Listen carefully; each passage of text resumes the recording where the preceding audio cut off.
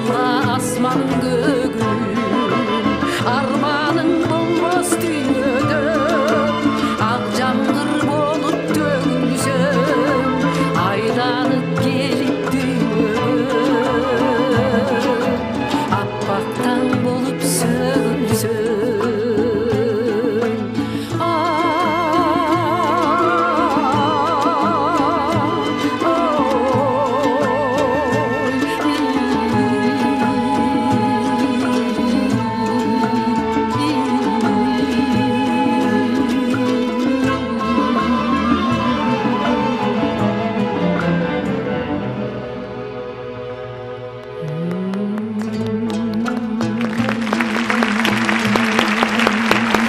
Жашоодогу миңдей улуштарды өзгөчө жүрөккө жеткире алган инсан бүгүн бизде конокто. Ар бир күндүн кызыктуу бир жагы бар, ал күндөрдү көргөн жандын багы бар дейт. Дал ошол бактылуу күндүн себепкери болгон биздин сыймыктуу чыгармачыл инсаныбыз бүгүн сонун бир сиздерге маанай тартуулайт сыйлуу коноктору менен.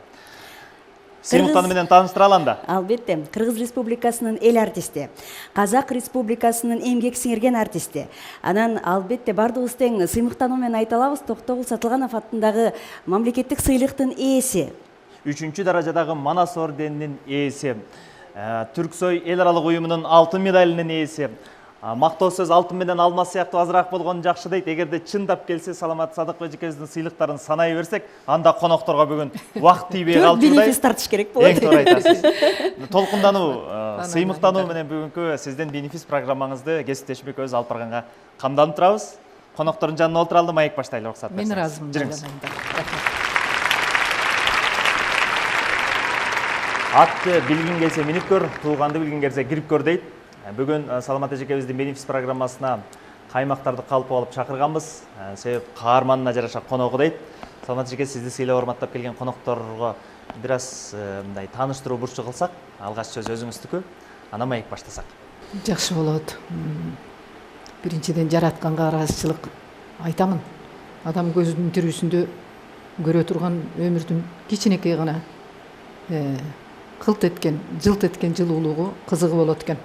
Өзгөчө чыгармачыл адам үчүн бүгүн мен бул төргө абдан толкунданып келдим. Кыргыздын чыгармачыл кызы катарында, чыйырда, кыйырда, аздыр көптүр баскан изимде мен абдан мына бир доордун сүрөткерлери деп да коет. Мисалы, кыргыз маданиятында жалгыз жөө жүргөн жокмун.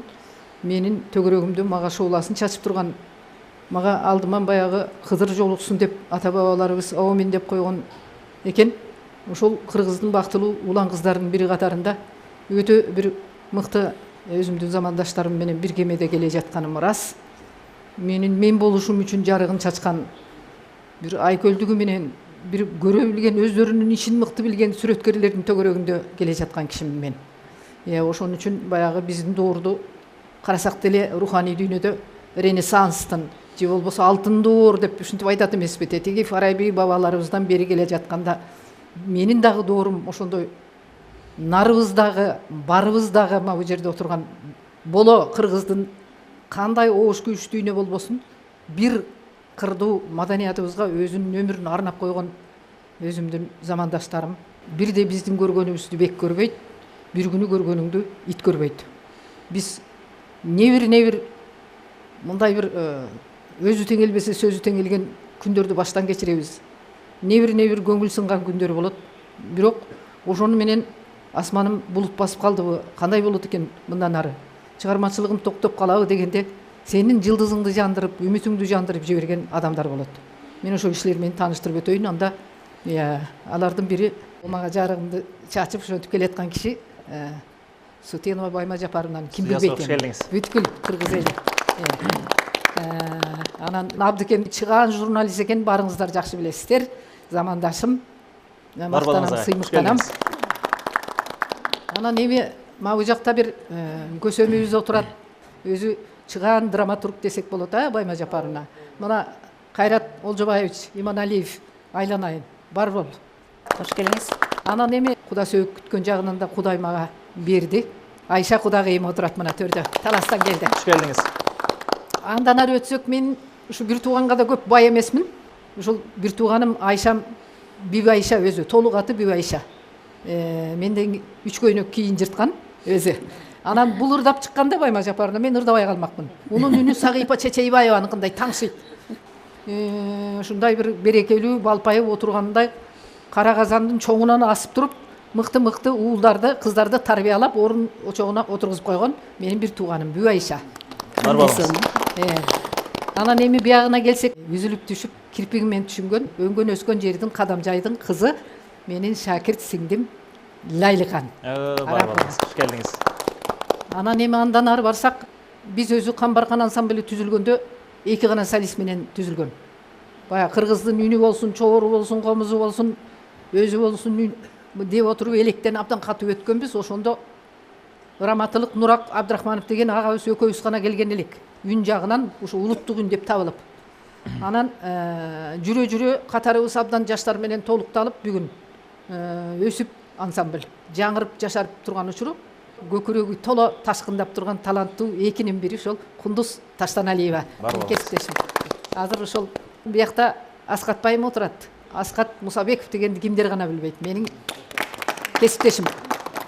Эми балдарым өтөйүн, уруксат берсеңиздер. Бала дейт, ата-энесин төргө жетелейт деп коет экен го.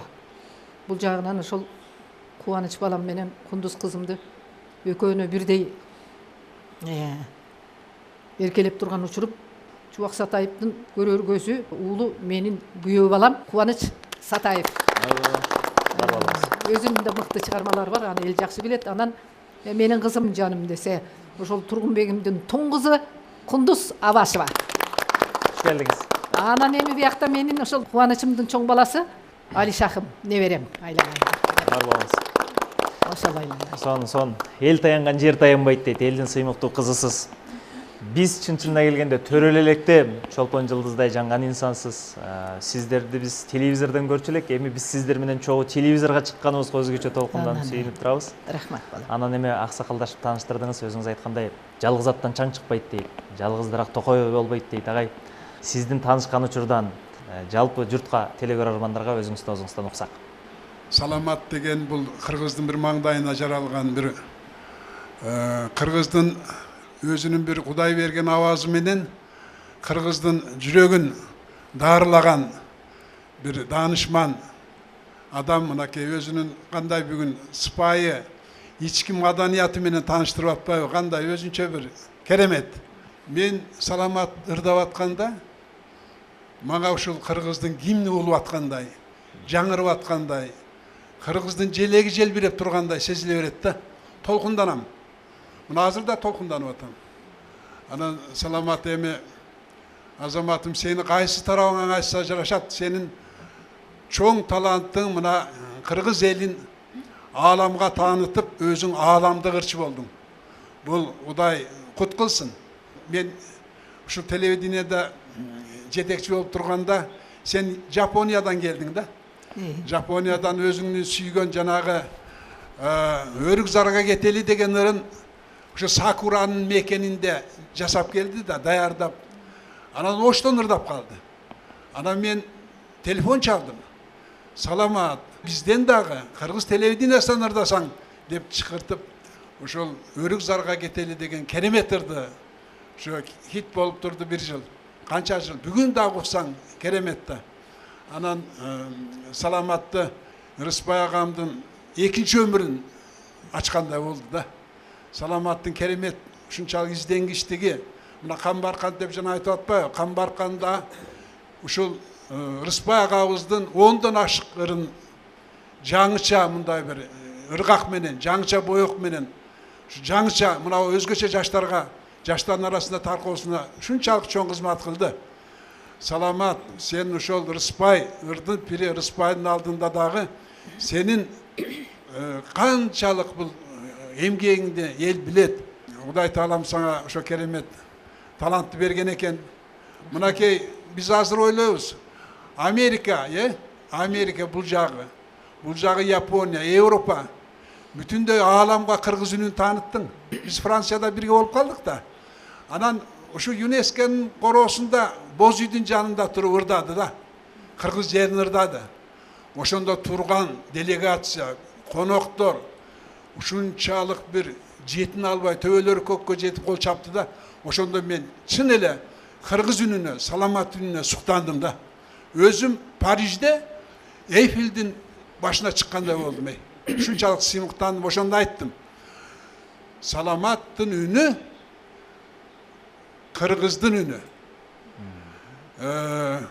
Ушундай бир толкундаганымды азырда эстеймин да. Рахмат. Анан кийин мынакей өзгөчө мына Калыбек Тагаевка кандай кызмат кылдың, кандай чыгармачылыгына. Мен Асанбек Стамовдун айтканын эч эсиме кетпейт. Концертте бирге отурсак, Раматылык айтып калды. Ушул өмүр ыргактарын ырдаганда, ой, Калыбектин өмүрүн узарта турган ырчы экен, ак жолтой ырчы экен деп баа берди да. Ал киши анча мынча кишилерге баа бербейт. Анан ушул Сооронбай агайдын дагы баасын уктум. Сооронбай агайдын дагы ырларына чыккан оомдорду деги эле көптөгөн авторлордун ырларын мына багын ачтың. Саламат. Анан айын десе, сен эми менин замандашымсың. Экөөбүз сени көргөн жерде бир кут дөөлөт келаткандай көрүнөсүң. Ошондой кыргыздын маңдайына жаралган адамсың. Эмгектин акыбети кайтып турса өзгөчө чыгармачыл адамдарга кандай сонун демөөр да. Мен ойлойм, куттуу жерде отурабыз. Бенефистин бүгүнкү отурушунда бир кут куюлган жерде көрүнүп атат да. Ушул жерден айтып койгум келет да. Саламат, Кудай буйруса, сенин көкүрөгүңө ак шумкар келип калооруна мен көзүм жетет. Мен ага ишенем. Кол чаап койсоңуздар болот. Болсун. Анан кезеге келсе дагы сүйлөрмүн, Сөзсүз ага. Рахмат сөз баштап бергениңизге. Эми Саламат эже, сиздин чыгармачылыгыңызга көз чаптырсак, жашоо турмушуңузга көз чаптырсак, мындай негизи сыймыктануу сезими жаратат. Анан жашоодо дагы сиз көп сабак алгансыз. Баягы чыгармачылыкта дагы ушундай бийиктикте жүрүп, көптөгөн наамдарга ээ болуш чоң жоопкерчиликти жаратат да. Анан ушундай бир мындай күчтүү айымдын жанында саналаштар турат. Байма Жапаровна, сизге сөз бергим келип атат. Ошо саналаш катары Саламат эжекебиз чында эле сиздердей жакын адамдардын жанында дагы ушундай күчтүү айымбы, же тескерисинче мындай назик жанбы? Саламат аябай күчтүү да, кубаттуу. Кээде бир алың кетип, өзүңдүн бир жай чарбай анча болбой турганда Саламатка жолугсаң, энергетикасы аябай күчтүү. Көңүлүңдү ачып ийет, жашагың келет. Жакшы сөздөрү, кубаттуу сөздөрү менен сени көтөрмөлөйт. Саламат ушундай да мындай адамдык сапатын алганда, адамдын мындай ажаатын ача билет, көтөрмөлөй билет, сыйлай билет.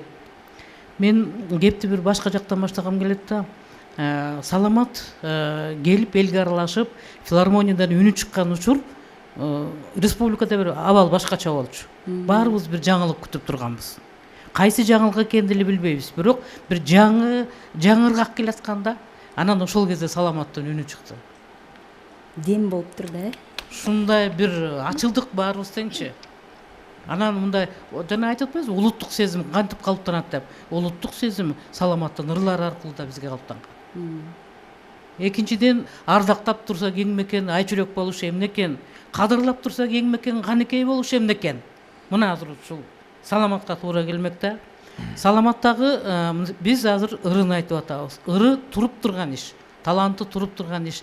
Саламат өзү турмушта мындай мекенчил.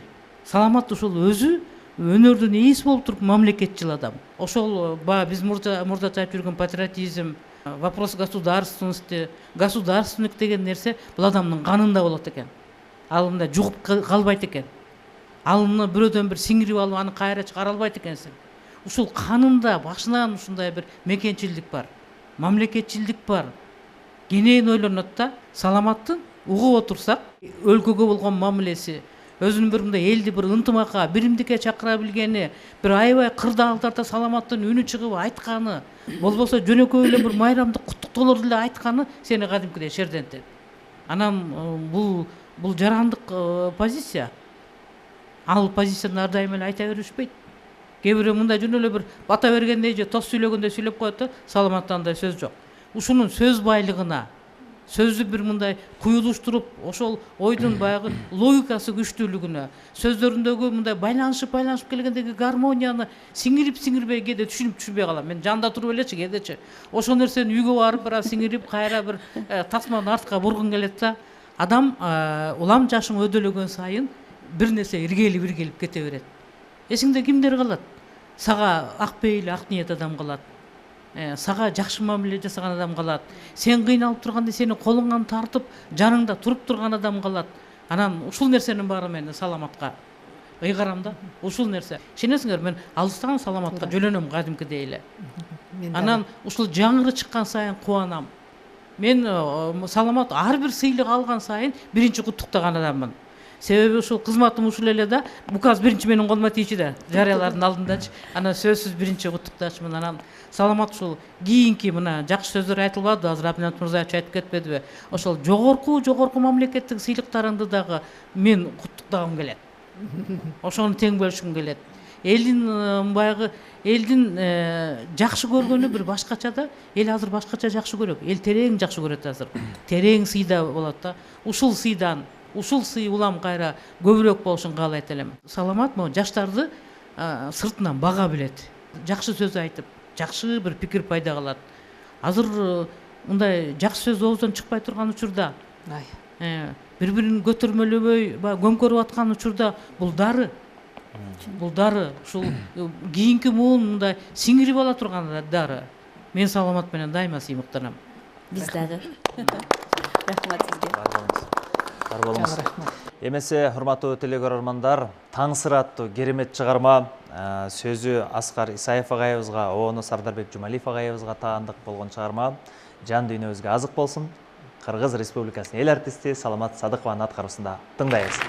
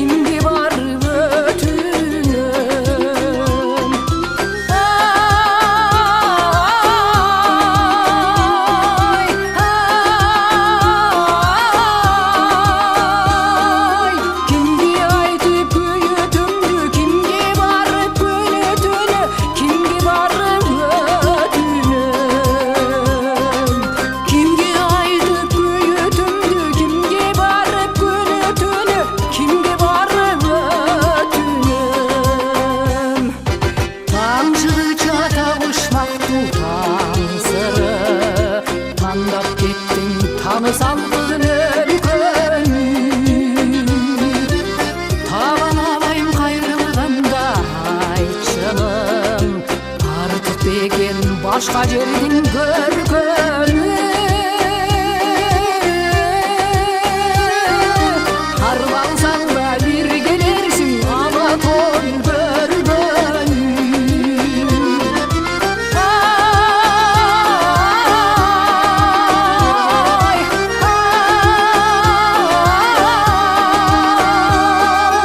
арбалсаң да бир келерсиң эстегенде сермелерсиң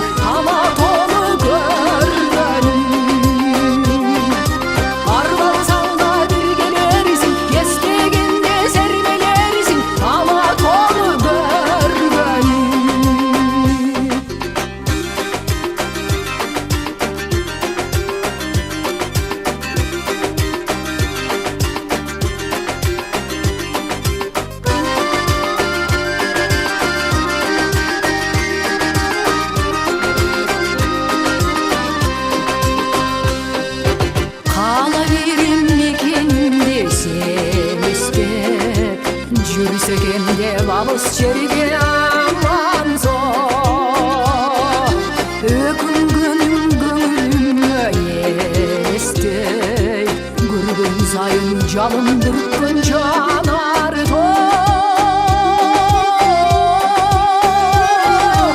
жалын бүрккен үшкірігін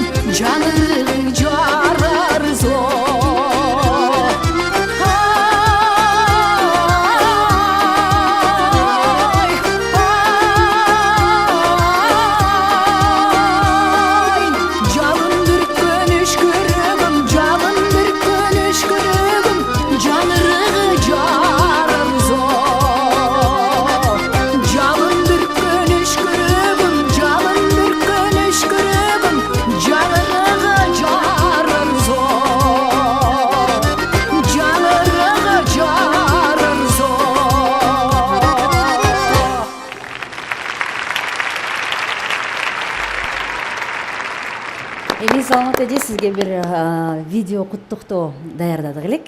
Болгондо дагы бул Кыргызстанда эмес, алыскы эл аралык негизи аренада баягы сиздин ысымыңыз аталып кыргыздын паспорту болуп калды деп атпайбызбы музыка дүйнөсүндө. Анда сизге өзгөчө жылуу сөздөрүн арнаган инсан Султан Акимович Раев атайын видео куттуктоо жөнөткөн экен. Сиздер менен чогуу биз дагы рахат алып азыр ошол куттуктоого көңүл бөлөлүк.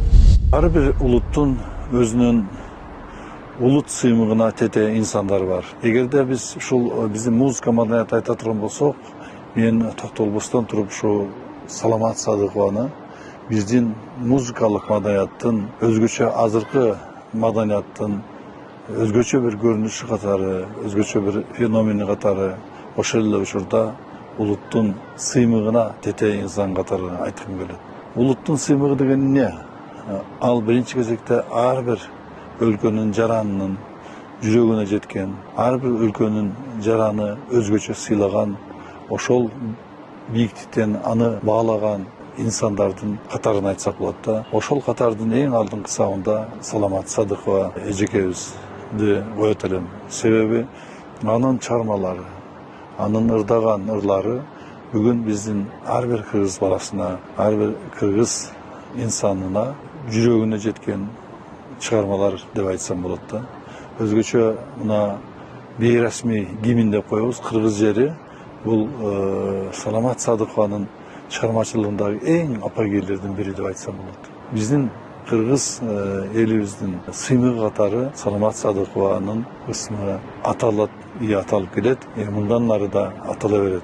Себеби эженин оогондору жан дүйнөбүзгө сиңген, кан тамырыбыз аркылуу өткөн, ошол эле учурда биздин жашообузда, биздин турмушубузда өзгөчө бир оорду бар ыр деп айтсам болот да, чыгармачылык деп айтсам болот. Саламат эже бул элдик инсан, элдик ырчы, ошол эле учурда элдин өзгөчө бир сыйына арзыган ырчы катары баалайт элем да.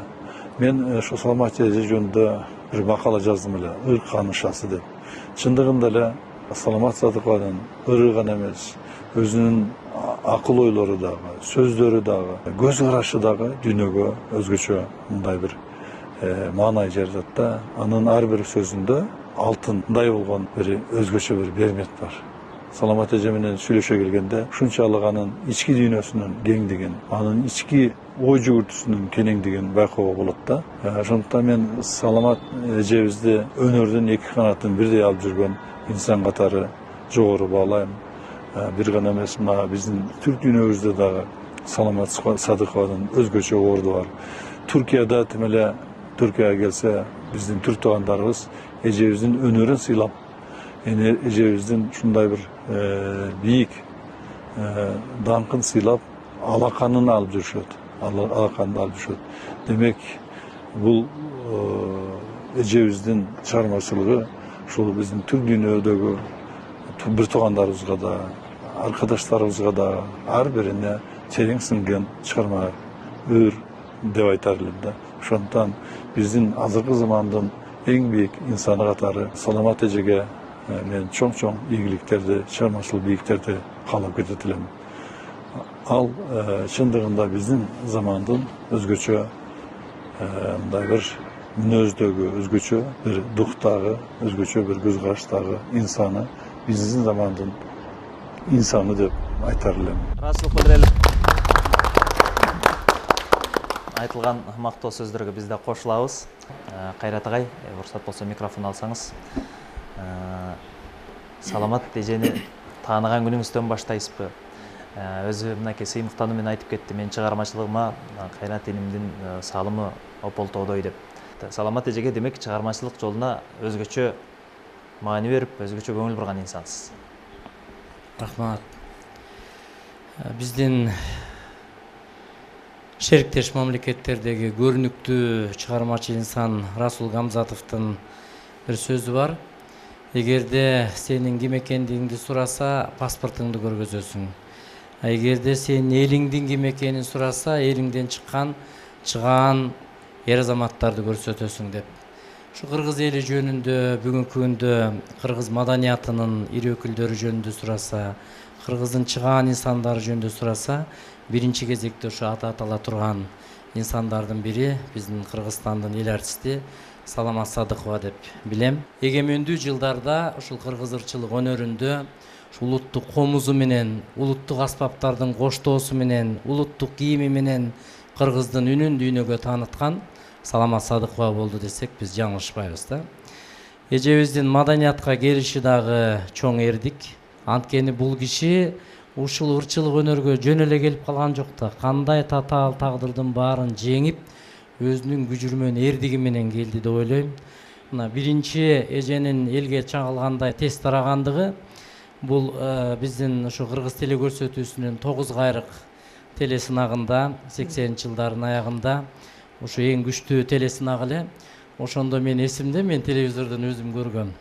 Эже 2 райондун ат салуучусунда ушу Кызын ыры деген ырды аткарып чыкканда ар бир куплетинде зал тим эле овация менен кол чаап отурду. Ар бир куплетти бүткөн сайынчы. Ошондо ушунчалык элдин көзүнө мындай шак деп көрүнгөн. Ошонун негизинде эже мына улуттук филармониянын астына аттады. Камбархан фольклордук этнографиялык ансамблинин туңгуч солисти болдуңуз. Кыргызстандын ошо эгемендүү жылдары Саламат Садыковасыз маданият күндөрү өткөн жок.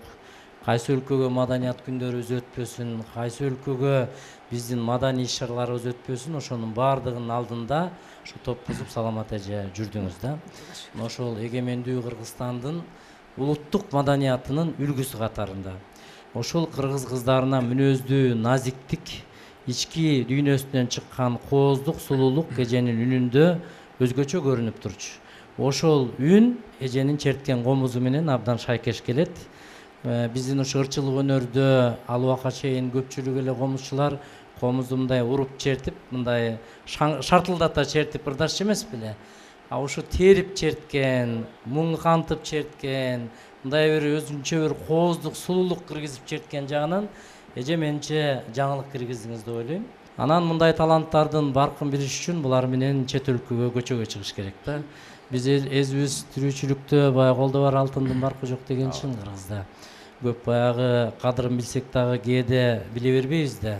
Ал эми могу чет жерлерге чыкканда, буларга болгон элдин кол чабуусун көргөндө, чет өлкөлүк элдин сүйүүсүн көргөндө кадимкидей сыймыктанасың ушундай адамдар менен замандаш болгонго, ушундай адамдар менен бирге жүргөнгө дегендей. Мына эже канчалаган буягы Америкадан чыгыштагы Японияга чейин канчалаган өлкөлөрдө ошондой элдин суктанууларына күбө болдук. Анан ар бир ырдын багын ачкан ырчы болот. Ырчынын багын ачкан ыр болот. Саламат Садыкова кайсыл ырды аткарбасын ошол ырдын бага ачылат деп ойлойм. Мисалы мына Кыргыз жери бул ыр Саламат эже үчүн жазылгандай. Мына биздин эмгек баатырыбыз болду, Түмөнбай Байзаковдун сөзүнө жазылган Апаз Жайнаковдун ыры. Бул эгемендүү Кыргызстандын тарыхындагы кыргыз улуттук музыка өнөрүндөгү этаптуу ыр десек болот. Мына биздин эгемендүү Кыргыз радиосу ушу Кыргыз жери менен башталчу, Байым эже.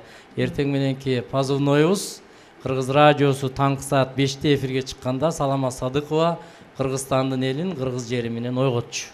Ушул ыр позывной болуп башталчу. Ошол сыяктуу эле кайсы өлкөгө барбайлы ушул ыр Кыргызстандын концерттик номерлерин жапчу же баштап берчү. Мындайча айтканда биздин визиттик номерибиз болуп калганда. Анан ошондой эле бул дүйнөдөгү кыргыздардын гимни болуп калыптыр. Мына 2020-жылы биз Москвага, Кремльде Ер Шаркак жылынын концертине бардык. Ошондо мен өзүм көрдүм, биздин залга келген мекендештерибиз кыргыз жерин Саламат эже ырдап атканда кээ бири ыйлап атты, көпчүлүгү кошулуп ырдап атты да. Ошончолук элдин жүрөгүнө отуруп калган ыр болуптур. Ошонун баары ырчынын күчү деп ойлойм эже. Сиздин репертуарыңыз өтө бай. Көпчүлүк ырчылардан айырмаланып өтө изденесиз. Биздин радионун алтын казнасында өтө көп мыкты чыгармаларды жараттыңыз. Менимче бул мектеп биздин ырчылык өнөрүбүздө уланат деп ойлойм. Анткени сизден кийин дагы мына мыкты шакирттерибиз сиздин таасириңизден өсүп чыгат. Рахмат агай. Кыргызстаным алгала деп аталат бул музыкалык чыгарма. Анда трионун аткаруусунда угалы Кубаныч Сатаев, Саламат Садыкова жана Алишах Сатаев бир үй бүлө сахнада.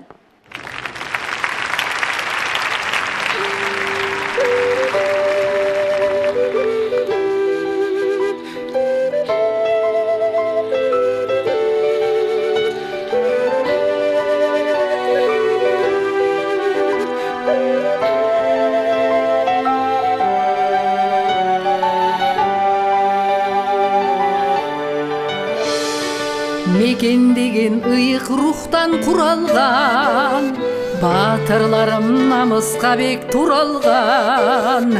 Бабам манас баштаган, санжырасын таштаган, ала тоодо кыргыз элим нурданган, ала тоодо нурданган. Кыргызстандай жер барбы, кыргыздардай эл барбы, ынтымакта шаңдана, Кыргызстаным алгала, эй алгала. Асманыңда эркин учат шумкарың, алга сызат ыйык асыл тулпарың. Бактым сенде тууган жер, өмүр сенде тууган жер, кылымдарга кыргыз көчүн улайлы, кыргыз көчүн улайлы. Кыргызстандай жер барбы, кыргыздардай эл барбы, ынтымакта шаңдана, Кыргызстаным алгала, эй алгала.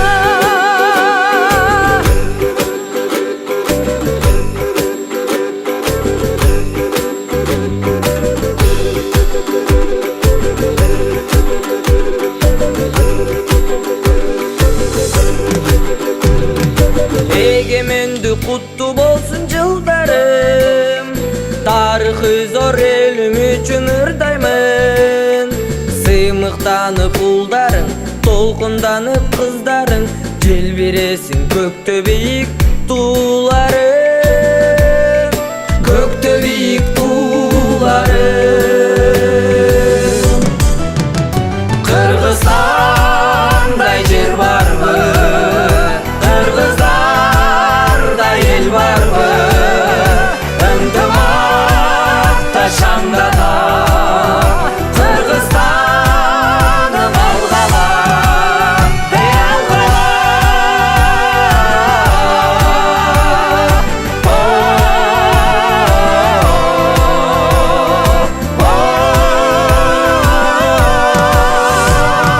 Сыймыктанып улдарың, толкунданып кыздарың, желбиресиң көктө бийик тууларың,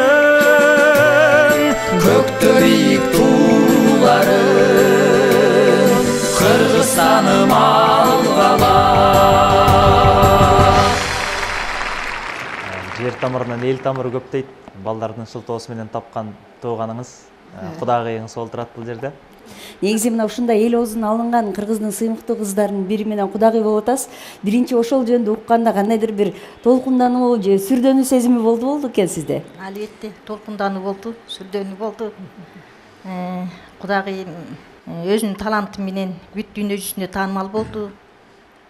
Кудагыйыма чыгармачылык ийгиликтерди каалайм, ден соолук каалайм, баарыңыздарга жакшылык, ийгиликтерди каалайм. Бар болуңуздар, көз тийбесин. Анан эми саламатта же баардыгын тааныштырып келатканда дагы өзгөчө баса белгилеп бир боорум деп негизи эжени көрүп сиңдөсөт дейт. Эже катары чоң талаптарды койгон эжебиз, саламат эжебиз же тескерисинче сизди бапестеп аярлап турабы? Үй бүлөдөн 6 болсоң дагы ар жалгыздык башыңда дейт. Эжем кыйын мени жакшы көрчү, кичинекей мен эле.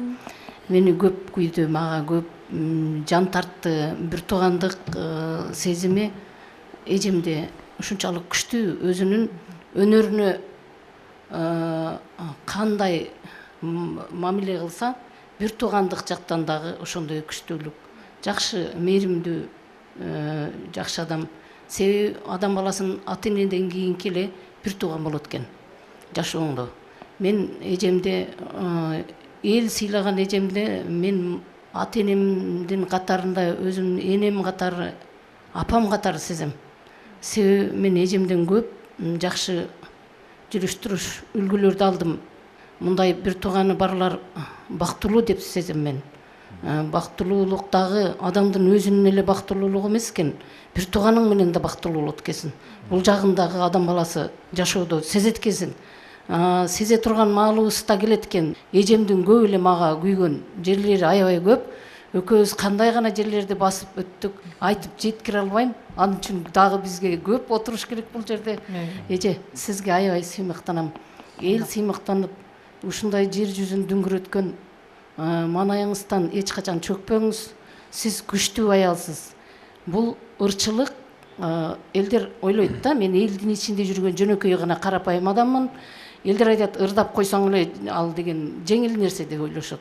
Мен ойлойм, эң оор, эң кыйын ырчылык бул күчтүү адам болуш керек экен. Азыр убактысы келди, эжем дагы ушундай сый көрө турган, урмат көрө турган, биздин кыргыз элибиздин көзгүсү болуп турган адамдарды сыйлап келгениңиздер үчүн мен аябай ыраазымын. Мындай адамдар аз, көптөн бирөө гана жаралат. Бул жаралган адамдарды биз сыйлап, урматтап, тумар катары сыйынып дегендей, баалап алышыбыз бул кыргыз элинин өзүнүн милдети деп эсептейм. Рахмат эжем, бар болуңуз. Баары башкача. Сиңдилериңиз бар экен, бактылуу киши экенсиз. Сол тарапта бир чети сырдашым, бир чети сиңдим, бир чети окуучум деп тааныштырдыңыз. Лайлык эжем, микрофон алсаңыз, устатыңыз жөнүндө эмнелерди айтып бере аласыз? Эжени мен олуя катары билем да, ошо таанышкан күндөн. Мени эжеге эч ким тааныштыра электе эле, менин карегимди карап туруп, өмүр баянымды окуп койгонун билдим да. Баягы орустар айтат го, сверхъестественная сила бар депчи. Жогору жактан бир күч келеби, эжеге коңгуроо келеби билбейм. Байлап турган, Ооба, кээде ооруп каласың го, ооруп суркап, же болбосо жан дүйнөң ооруп, жанчыланып ушундай кайгырып турганда сөзсүз эжем мага чалат да. Кандайсың, барсыңбы дегенде ушундай ыргып турасың да. Эжеде ушундай касиет бар үнүндө. Анан ошон үчүн эжеге мен өзүмчө баа берем да. Жолдошума айтам, эжем Мукамүндүн ханышасы депчи. Эжем менен мен кадимкидей сагынып, анан сүйлөшүп келгенде ушундай жанда жарк эткен көзүн көрсөм, ошончалык жан дүйнөм жыргап толот. Бир сөзүндө бир томдук китепти сен мээңе куюп коет. Ушундай касиети бар. Биз эжени ушунчалык сыймыктануу менен көрөбүз. Атамдын жакшы сөзү бар да, эгер адам кааласа, алам жардамга келет деген сөзү мага стимул болот. Эжеде ошондой касиет бар. Эже кааладыбы, законда ошого жетиш керек. Мага ошол жактары жагат. Мен ырымды алып келип, эже ырдап бересизби ушуну деп айтсам, неге мен ырдашым керек? Өзүңдө келбет бар экен, үн бар экен, оон чыгарат экенсиң, ырдабайсыңбы өзүң деп ушундай адамга ушундай шарт жол ачып берет экен да, адамгерчилиги тоодой. Мен чыгармачыл адамдардын ичинен ушундай жүрөгү кең, пейиликенен, ак көңүл, ушундай адамдык бийик сапатынчы, ушундай алтын тамгалар менен жазгым келе турган адам. Эже, чыгармачылыгыңызга дагы ийгилик каалайм. Ушул жакшы санаалаштарыңыз менен жаныңыздагы оң канат, сол канатыңыздагы жакшы адамдарыңыз менен узак өмүр сүрүп, ааламдын алпы болуп, кыргыз элинин бир эле мамлекетинде элчи эмес, дүйнө жүзүндө канча өлкө болсо ошонун баардыгынын элчиси менин эжем деп коркпой айта алам да. Себеби биздин үнүбүздү дүйнө элине таанытып атат Чыңгыз. Анан биздин эжебиз деп. Рахмат. Бар болуңуз. Адамды ичинен биле албасаң, ишинен бил дейт го. Уруксат сурайынбы? Бир эле мүнөт. Ушул эжеге 3 куплет ыр бар, ушуну окуп коеюнбу? Сонун болот. Кой койгон мүчөң келишкен, кол менен жасап койгондой, ийне бушуп турмуштун, ишиңден өстүң козголбой. Сыймыгым эжем саламат, өмүрүң өрнөк алганга, сен көтөргөн чоң жүктү көтөрө албайт балбанда. Коңгуроодой тунугун, комузду коштоп бар болсун, ыраазы болуп ак ишке, жараткан өзү жар болсун. Сон, керемет. Азыр Ләйлежем сүйлөгөнүн угуп отуруп, агайлар айтып атат, назик, кыргыздын кыздарынын көч башчысы, сыймыгы деп атат. Чыгармачылык сизге кандай мүнөздү пайда кылды? Себеп элдин көзүндө, жүзүндө жүрүш оңой жумуш эмес, жана айткандай эле. Айланайын десе чоң рахмат. Адам пенде бул дүйнөгө келгенде ааламдын сырын издеп, өзүңдүн кырыңды, өзүңдүн сырыңды билгенче эле өмүрдөн өтүп кетет окшойт. Ошон үчүн мен биринчиден ак менен караны, жакшы менен жаманды бала кезимден таанып өстүм. Мени турмуш өзү үйрөттү. Ошону түз карап ай ушул ак деп акты бирөө кара деп айтса айта албайм да. Себеби мен эрте томолой жетим калдым 8 жашымда. Кыз бала үчүн өтө кыйын экен. Дүйнөнүн не бир кырларында чоң сахналарды көрдүм, бирок сени жөлөп турган адам болбойт экен. Аз гана болот экен. Сени түшүнгөн, сенин беделиңди турган ордуңда көрүп турган, адамдарга эмгек кылып жаткан пенденин да кадырын билиш үчүн төгөрөгүздө көп жакшы асылдык адамдар болуш керек экен. Ошон үчүн мен бала кезимден ар кимдин колун көрүп өстүм да, мени колго өтүп турдум да. Тагдыр ошондой экен. Ким алып кетсе ошонун эшигинде жүрдүм, эшигин шыпырып, кара жумушка да абдан тунуп өстүм мен. Жайлоо кыштоо деген баарын көргөнмүн. Кыз бала катары жумуштун баарын кылганмын. Кийин анан кыздарыма кичине катаал болдум. Мен өлгөн жокмун жумуштан. Жумуш кылып тиричилик кылып үйрөнгүлө деп. Мына ошентип жүрүп, турмуш өзү мага адамдардын мээримин да таанытты, мерездикти да таанытты. Күндүзү 1-2 данышман жолугуп, бирөөсү чакалайдын жак түшүндө чырак көтөрүп жүрсө, экинчиси сурайт экен да, сага эмне болду бул чырак көтөрүп десе. Мен адам барбы деп издеп жүрөм, адам барбы дегендей. Мына биз чыгармачыл адамдар, бул мага гана эмес, мен ойлойм ушул жерде отурган мына жаратмандар, жазгандар, кайбир күндөрдө биз бир туңгуюкта жалгыз өзүң каласың, адам таппай калган учурлар болот. Сенин көңүлүң жараланып, бир баарынан безип, бир жака качып кетип, жөн эле жашоо кечирейинчи деген күндөр жаштык жылдарында да көп болду. Бирок ошонун баардыгынан сиз айткан кайрат, канга сиңген эненин сүтүнөн берилген жигер, өзүңдүн ичиңдеги менин менен кеңешет экенсиң, айланып келип баягы өзүңөн калба, Кудайыңа сыйын, кубатыңа жөлөн деген сөз ырас экен. Ошо чыйыр алып тургандан кийин ичимдеги саламат менен сүйлөшүп, мен айтам, жок, болбойт, артка жол жок, турушуң керек деп жыгылган сайын кайра турган учурлар көп эле болду балам. Сөз берметтерин терип эжекебиз мына ошол иргелип чыктык көп сынактан деп Кундуз Ташкыналиева жөнүндө айтып атат. Анан ошо Саламат эжекемден чыгармачылыкта кандайдыр бир үлгү катары сиз өзүңүз тутуп, анан кандай нерсени өзүңүзгө ала алдыңыз мына ушундай улуу инсандан?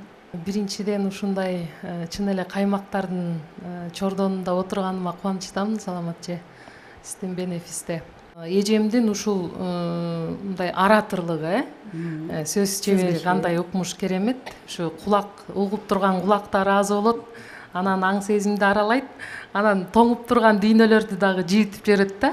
Ушул эжемдин дүйнөсү кандай керемет болсо, ошону сөзгө салып, анан кийин кулак, аң сезим, анан жүрөккө, дүйнөгө сиңип кетет. Ошол сапатын өзгөчө баалайм эжекемдин. Эже, ошо сизге ыраазымын. Сиздин ушу биздин жаныбызда басып жүргөнүңүздүн өзү эле мындай мектеп да бизге. Ар бир айткан сөзүңүз. Мен сизди бүгүн дагы да тереңден таанып турам, дагы да баалап турам. Арабызда ушул руханий дүйнөңүздү, нуруңузду, шоолаңызды чачып аман болуңуз. Сиз чындыгында саналуу адамдардын сап башындасыз. Бар болуңуз. Рахмат. Келсин. Сөздүн башында Саламат эжебиз Кундуз окуучум, шакиртим десе деле болмок, бирок кесиптешим деп кадырын көтөрүп, адамдык сапаттын бийик бир мындай үлгүсүн көрсөттү десек болот да.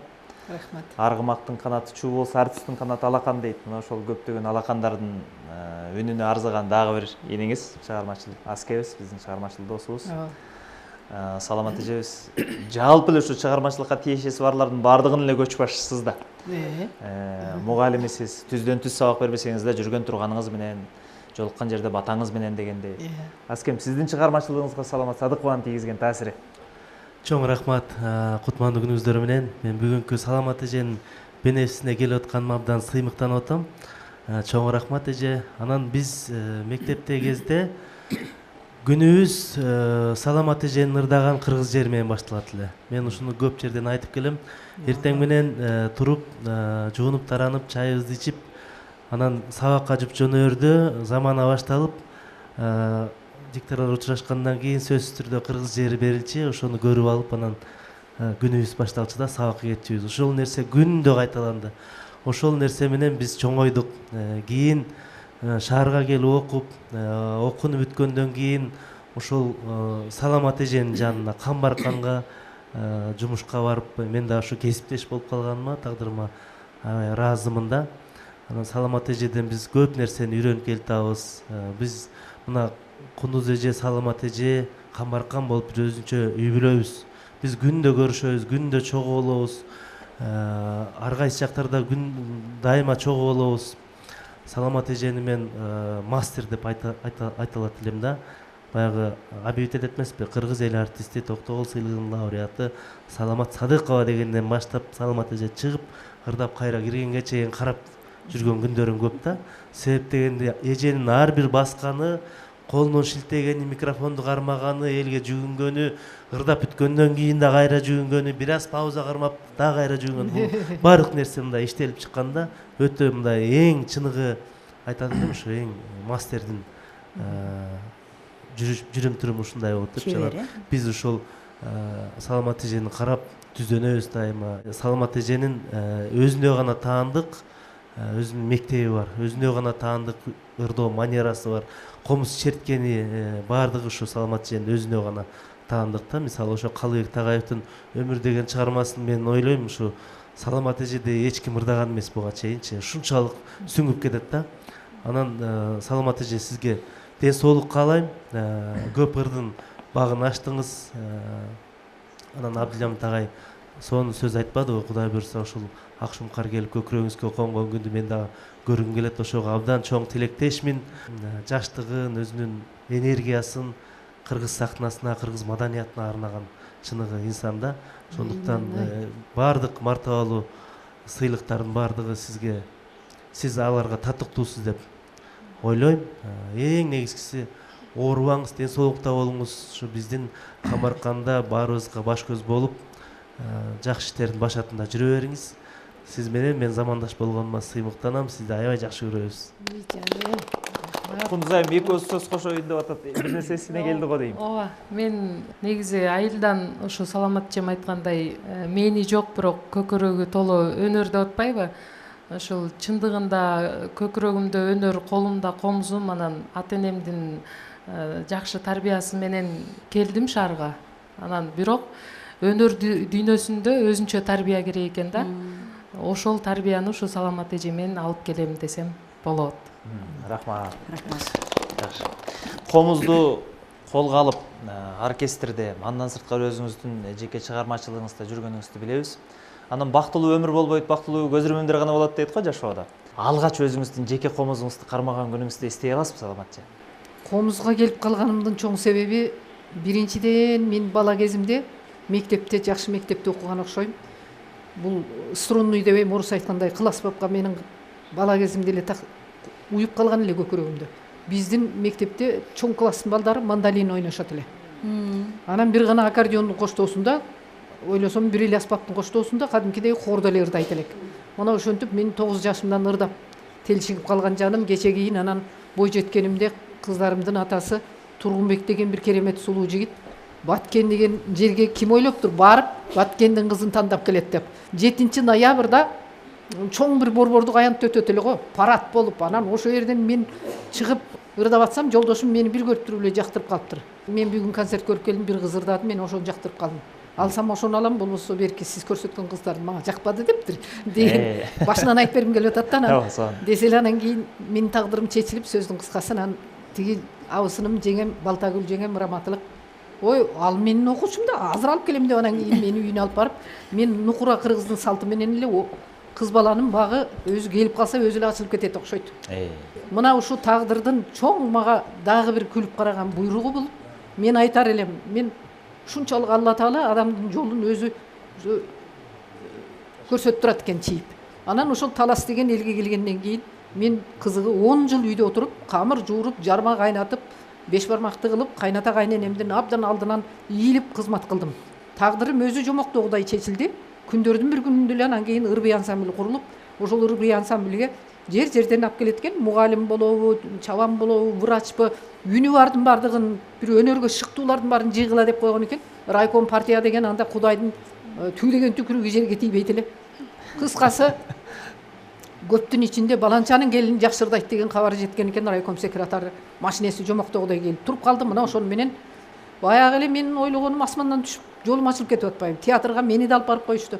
Мына ошентип анан мен борбордон келген жетекчилердин таасири болду. Султан Юсупов деген Карабек агай, Мелис Шаршенбаев агай, мына Асылбашев деген агайыбыз бар эле, балетмейстер. Ушундай адистер келип туруп баарыбызды кырка катар тизип, жүздөй адамды ким эмнеге шыктуу, бийге тандап, ырга тандап туруп, эч ким ал жерде эч кимди соодалаган жок. Ал мезгилде да таланттарды катуу талдайт эле. Ошо жерде дагы ошо жүздөй таланттын ичинен экинин бири мен болуп калып атпаймынбы? Алдыга сууруп туруп, борбордон барган адистер айтыптыр. Кыз жигиттин образын коебуз ырбий ансамбльде. Кыз бул болот, жигит бул болот деп, экөөбүз кыз жигит болосуңар деп тургузуп койду.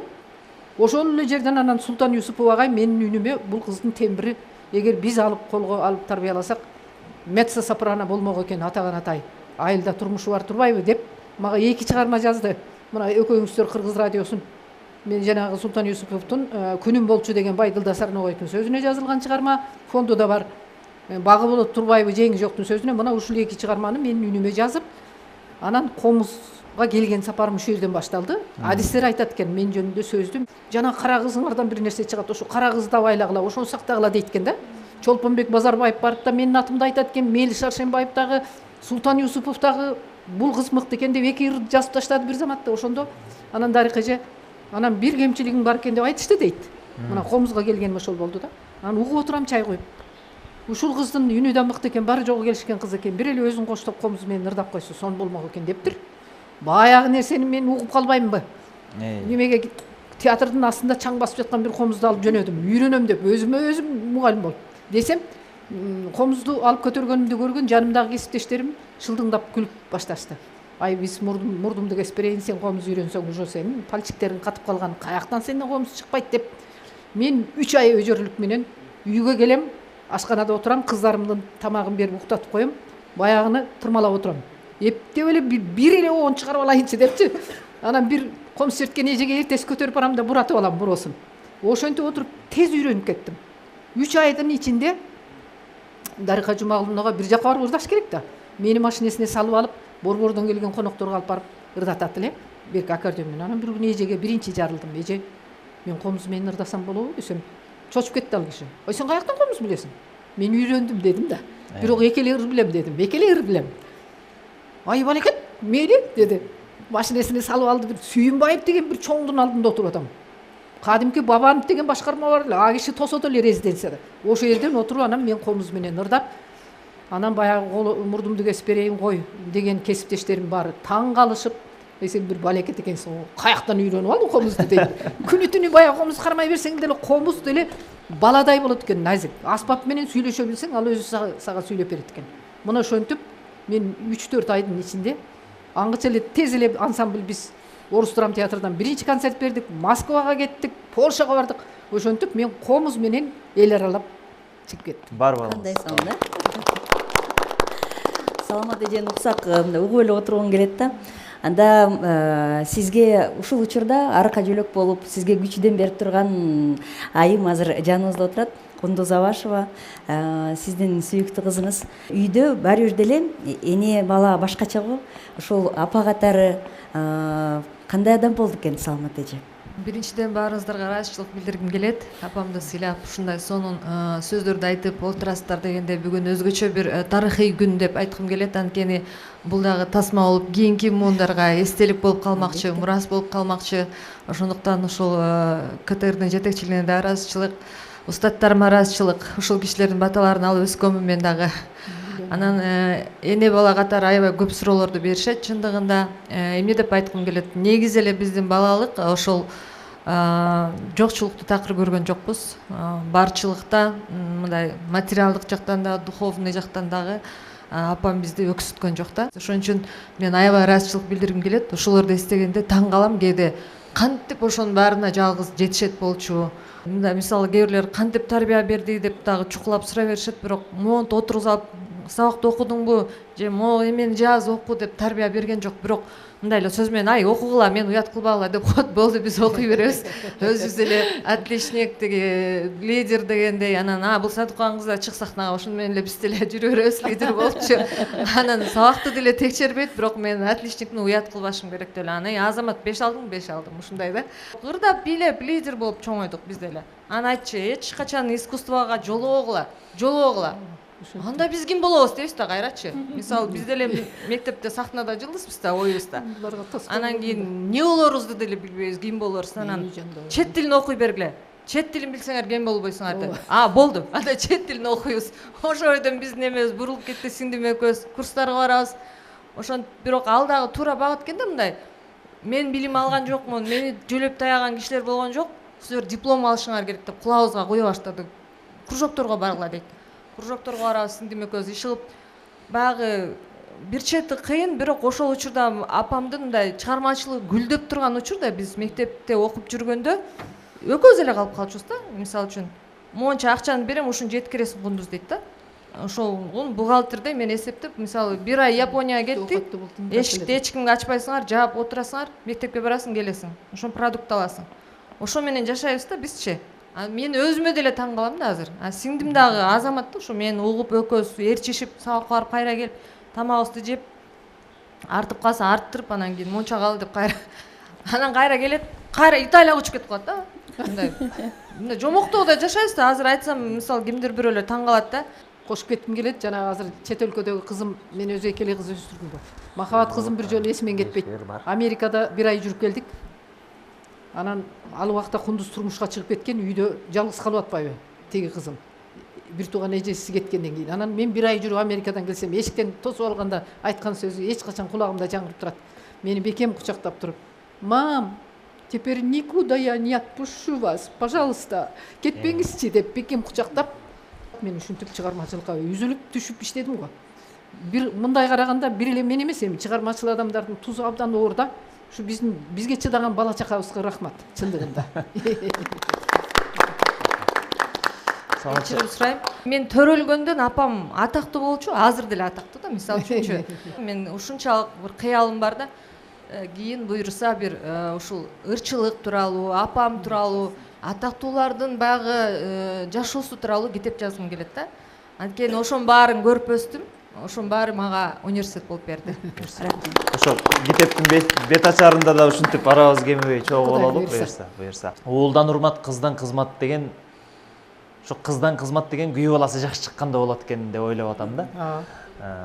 Кубаныч мырза, бир кыргызда бир жакшы сөз бар да, ушу басма айылдын жакшысын эзи билбей ат билет дейт да. Анан эр жигиттин мыктысын эл билбей жат билет дейт. Ансыңар мындай ушу апабызга күйөө бала болгондо чоң апама айткам да.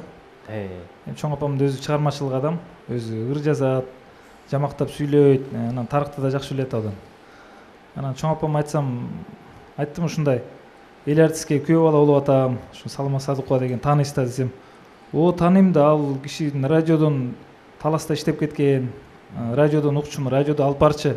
Мен жаш кезимде көп укчумун деп анан айтып калды да, сен эми ал кишиге бала болосуң деп калды да. Мен кандайча бала болом, мен күйөө баласы болом да десем, жок, сен бала болосуң, сен экөөңөрдүн баягы нугуңар бир, сен дагы ырдайм деп атасың, сен бала болосуң ал кишиге буюрса деп калды. Анан айткандай эле ал киши да баягы көзөм киши да, ал киши айткандай эле ушу бала болуп калдым апабызга.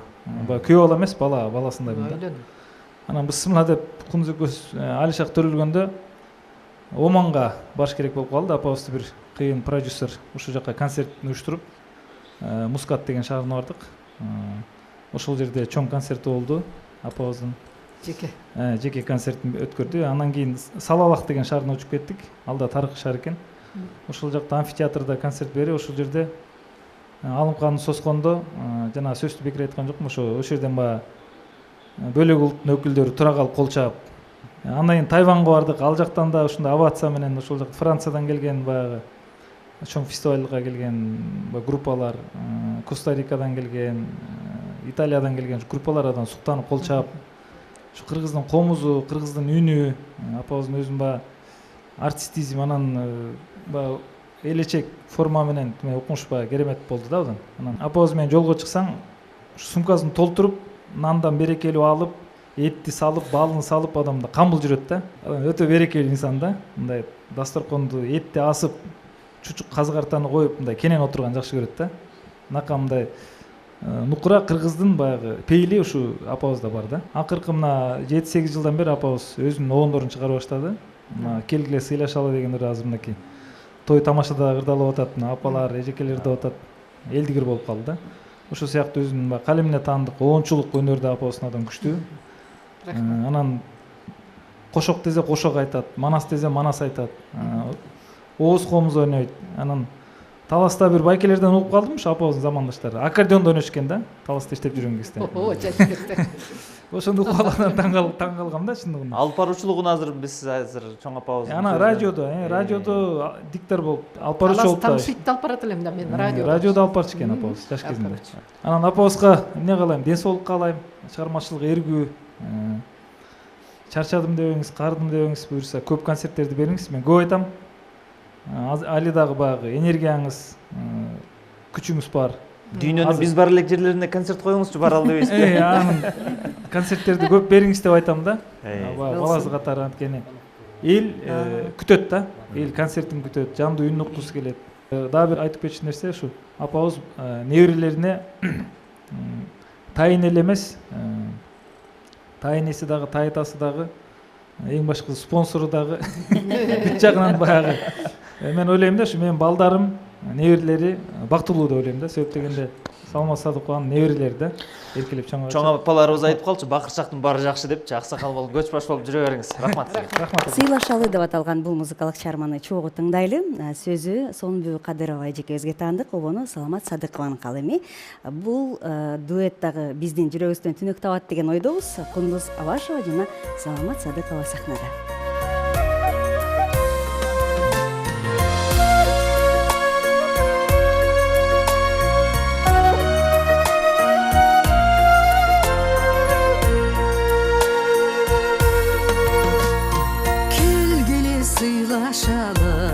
Тирүүлүктө мейманбыз биз бирибизге дүйнөгө түркүк болгон ким бар дейсиң, жашайлы кир сактабай, жашайлы кир түнөтпөй дилибизге.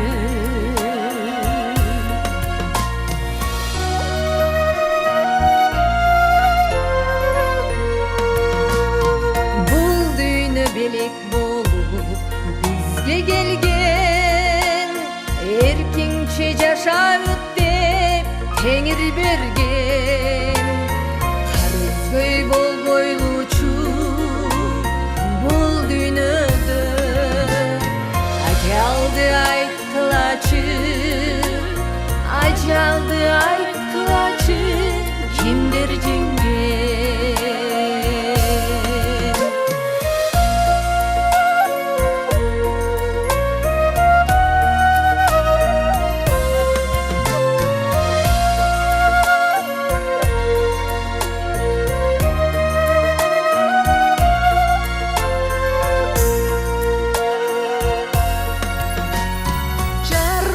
Жақшылықта жарқылдайлы, келгеле көңілгө кир қалдырбайлы. Жанашып жақшылықта бирге жүргөн, жакшынын жакшылыгын, жакшынын жакшы экенин жашырбайлы. Жанашып жакшылыкта бирге жүргөн, жакшыны жакшы дештен, жакшынын жакшы экенин жашырбайлы. Келгиле көңүлгө кир калтырбайлы.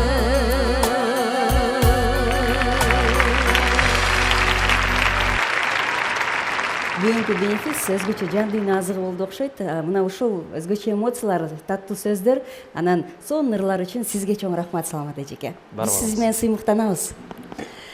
Рахмат. Ыраазычылык сөзүңүз.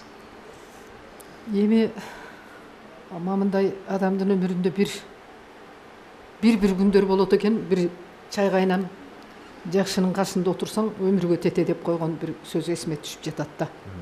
Баягы ой түбүндө жаткан асыл сөз, шер толкутса чыгабы, көл түбүндө жаткан асыл таш, жел толкутса чыгабы деген сыяктуу адамдын, пенденин көрө турган кызыгы көптүр, бирок чыгармачыл адамдын көтөрүп жүргөн жүгүнүн аркасында төгөрөктөп отуруп менин кадыр беделимди бийиктетип кутумду чакырып бүгүн биринчи жолу өмүрүмдө ушундай бир улуу кичүүнүн бир мага деген бир адамгерчилиги, мага деген бир кыракы өздөрүнүн сыпатын көзүм көрүп аткандыгы үчүн жаратканга абдан ыраазычылык билдиремин. Бул өмүрдө биз да туруп кала албайбыз. Биз да убактылуу келген пенделердин бирибиз. Ошондуктан могу жерде менин бүгүн саламат экениме, өзүнүн адамдык касиеттерин кошкон замандаштарыма, досторума, өзүм көңүлүм жүрөгүмдө көргөн саналуу гана жакшыларыма, жакшы адамдардын дейт көрүнгөндө жүрөгү оозунан көрүнүп тургандай бир асылдыкка суусап өмүр өтөт экен. Ушул асыл элибиз аман болуп, асыл элибиздин ичинде биз могу жерде отурган улуу кичүү сиздерге таазим кылам. Үй бүлөбүздө амандык болуп, балдарыбыздын тек жакшылыгын көрөлүк. Ошолордун алдында бизди жаткырбасын. Менин жашыма келгенде мен ошону күсөп калдым. Баарыңыздарга өмүр каалаймын. Топко жалгыз бастырбасын. Аман болуңуздар. Рахмат. Керемет. Эртеңки күнүң келмейинче бүгүнкү күндүн бактылуулугун байкабайсың дейт. Ал ошол бактылуу күндү башыбыздан кечирип, сыймыктуу инсандар менен катар туруп биз үчүн да өзгөчө толкундана турган сааттар болду. Сиздин ден соолугуңуз чың болушун, зоболоңуздун бийиктей беришин биз дагы жамааттын атынан, элдин атынан тилейбиз. Бар болуңуз, ден соолукта болуңуз, чыгармачылыкка ийгиликтүү каалайбыз.